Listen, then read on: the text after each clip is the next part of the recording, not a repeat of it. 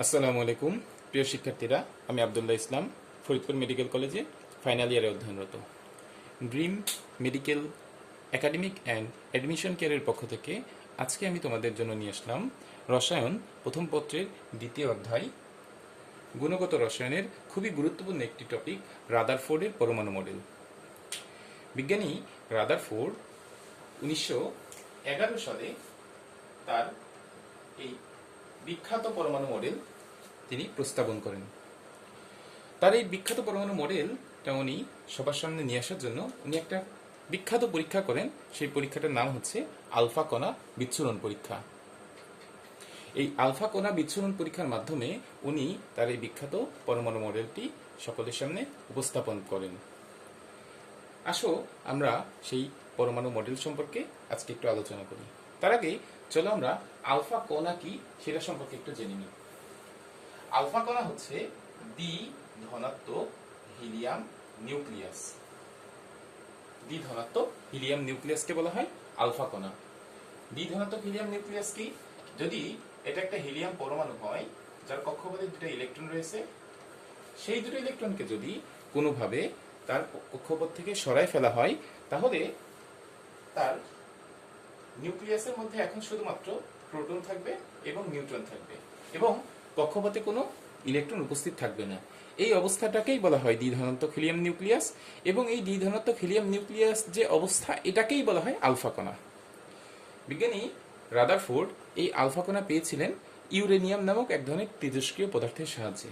আমরা জানি তেজস্ক্রিয় পদার্থগুলো তেজস্ক্রিয় রশ্মি নির্গত করে। তেজস্ক্রিয় রশ্মির মধ্যে আছে আলফা রশ্মি, বিটা রশ্মি, গামা রশ্মি।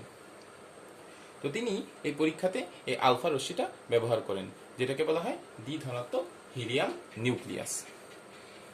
তিনি এই পরীক্ষাটা করার জন্য আলফা কণা সবার প্রথমে তিনি জোগাড় করলেন ইউরেনিয়াম থেকে।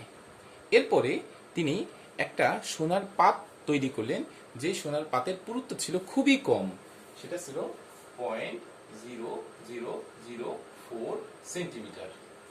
এত কম পুরুত্বের একটা সোনার পাত তিনি তৈরি করেন এবং এই পাতের চারপাশ দিয়ে উনি একটা আবরণ তৈরি করেন, যে আবরণটার নাম ছিল হচ্ছে হাইড্রোজেন সালফাইডের আবরণ। হাইড্রোজেন সালফাইড একটা অনুপ্রভা সৃষ্টিকারী একটা পদার্থ। এখন উনি যখন পরীক্ষাটা শুরু করলেন, তখন উনি পরীক্ষাতে কয়েকটা জিনিস তিনি অবজার্ভ করলেন। কি জিনিস অবজার্ভ করলেন? তিনি দেখলেন যে কিছু সংখ্যক আলফা কণা যেই পথে যাচ্ছে, সরাসরি সেই পথে গিয়ে তারা হাইড্রোজেন সালফাইডের যে আবরণ, সেই হাইড্রোজেন সালফাইডের আবরণের গায়ে তারা এক ধরনের আলোকছটা তৈরি করছে। কিন্তু কিছু সংখ্যক আলফা কণা তাদের গতিপথকে পরিবর্তন করে বেঁকে অন্যদিকে গিয়ে তারা হাইড্রোজেন সালফাইডের গায়ে আলোকছটা তৈরি করছে। এবং খুবই অল্প সংখ্যক আলফা কণা, যেগুলো যেই পথে যাচ্ছিল হুবহু সেই পথে পিছনের দিকে ফিরে আসে। এই কয়েকটা জিনিস বিজ্ঞানী রাদারফোর্ড অনুধাবন করে সেখান থেকে তিনি কয়েকটা সিদ্ধান্ত উপনীত হলেন।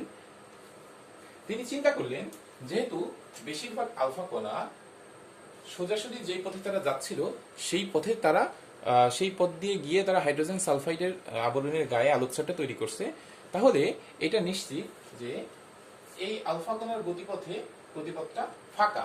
আলফা কণার গতিপথে কোনো কিছুর অবস্থান নাই, অর্থাৎ পরমাণুর বেশিরভাগ জায়গা ফাঁকা। যেহেতু পরমাণুর বেশিরভাগ জায়গা ফাঁকা, এই জন্য আলফা কণা এই পথ দিয়ে সরাসরি চলে যেতে পারছে। তারপরে উনি চিন্তা করলেন, যেহেতু কিছু সংখ্যক আলফা কণা তার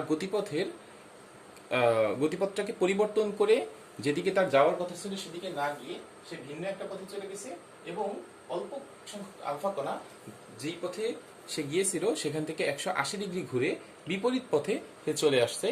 এই জন্য তিনি এখান থেকে সিদ্ধান্ত নিতে পারলেন যে পরমাণুর কেন্দ্রে খুব ভারী কোনো বস্তু উপস্থিত আছে, যেই বস্তুর সাথে আলফা কণাগুলো সংঘর্ষে লিপ্ত হচ্ছে বা সেই বস্তু কর্তৃক বিকর্ষিত হয়ে তারা তার গতিপথ পরিবর্তন করে ফেলছে।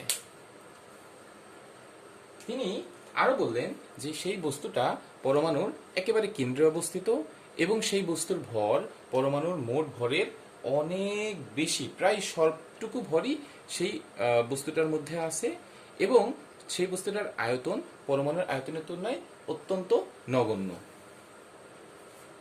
তিনি চিন্তা করে বললেন, যেহেতু আলফা কণা একটা দ্বিধনাত্মক হিলিয়াম নিউক্লিয়াস, অর্থাৎ এটা একটা পজিটিভ পদার্থ, এবং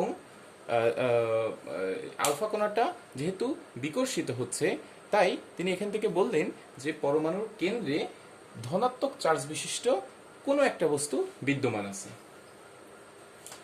পরবর্তীতে তিনি পরমাণুর কেন্দ্রে থাকা এই ধনাত্মক চার্জ বিশিষ্ট যে বস্তু, যেটা পরমাণুর প্রায় সমস্ত ভর তার মধ্যে থাকে, এবং যেটা পরমাণুর খুবই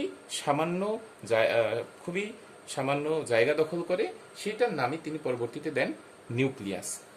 এইভাবে আলফা কণা বিচ্ছুরণ পরীক্ষার মাধ্যমে তিনি নিউক্লিয়াসকে আবিষ্কার করেন, এবং এই পরীক্ষা থেকে তিনি কয়েকটা সিদ্ধান্তে উপনীত হন, এবং সেই সিদ্ধান্তগুলোকে তিনি রাদারফোর্ড পরমাণু মডেল এই আকারে প্রকাশ করেন। তো আমরা রাদারফোর্ড পরমাণু মডেলের যে বাকি অংশ, এটা আমরা দ্বিতীয় ক্লাস ইনশাআল্লাহ পড়ব। এই ক্লাস যদি তোমাদের ভালো লেগে থাকে তাহলে তোমরা আমাদের ইউটিউব চ্যানেলটাকে সাবস্ক্রাইব করবা, এবং তোমাদের জন্য কোনো কোশ্চেন থাকে তাহলে তোমরা কমেন্ট সেকশনে করে যাও, আমরা চেষ্টা করব তোমাদের কোশ্চেনের উত্তর দেওয়ার জন্য। সকলকে অসংখ্য ধন্যবাদ। আসসালামু আলাইকুম।